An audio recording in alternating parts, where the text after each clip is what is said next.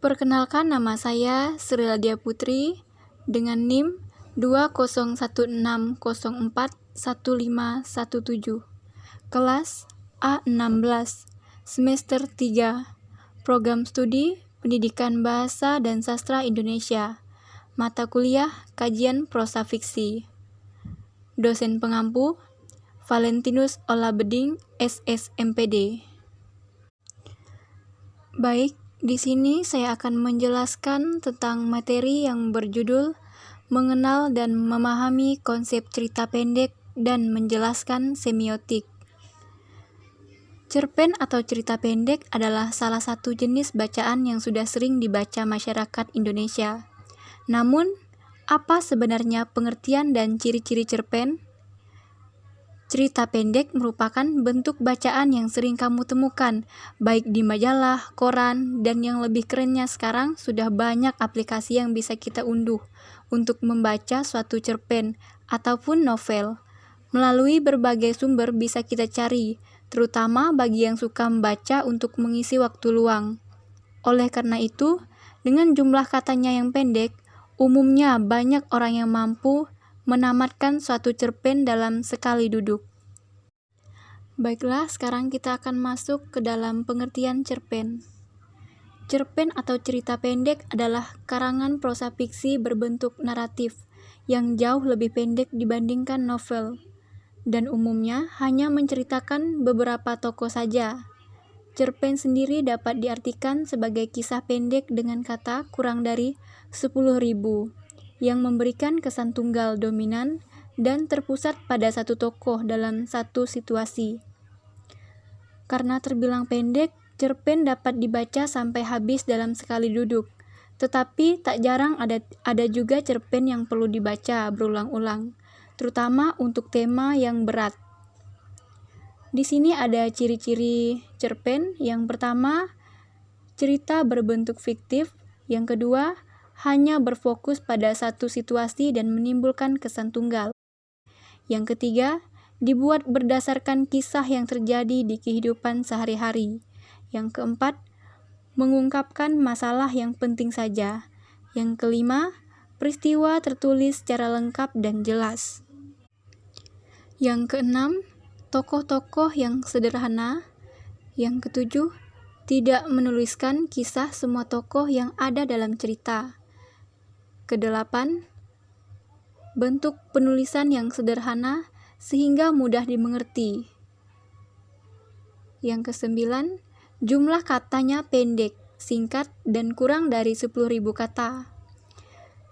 Menurut pendapat Henry Guntur Tarigan, yakni yang pertama, dilihat dari sisi ekspresi, cerpen mengandung interpretasi penulis tentang kehidupan. Yang kedua, dilihat dari unsur cerita, jalan cerita cerpen dikuasai oleh satu insiden. Kemudian kita akan masuk ke dalam judul baru, yaitu unsur dalam cerpen. Unsur dalam cerpen ada dua, yaitu ada unsur intrinsik dan ada unsur ekstrinsik. Apa saja sih unsur intrinsik dalam cerpen? Yang pertama yaitu ada tema, yang kedua tokoh dan penokohan, yang ketiga latar belakang, yang keempat alur cerpen, yang kelima sudut pandang cerpen, dan yang keenam amanat. Apa yang dimaksud dengan tema? Tema yaitu sesuatu yang dibahas dalam cerpen seperti romansa, sosial, budaya, hingga keluarga.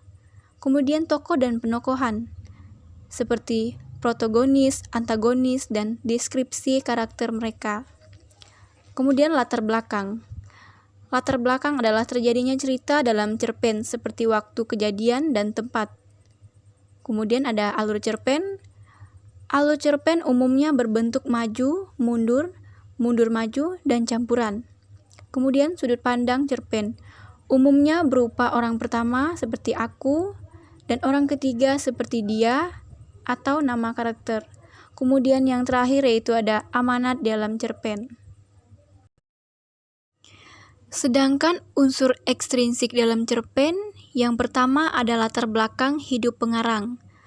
Mulai dari psikologi penulis, pandangan politik, hingga tempat penulis tinggal dapat mempengaruhi alur cerpen. Yang kedua, keadaan sosial politik masyarakat.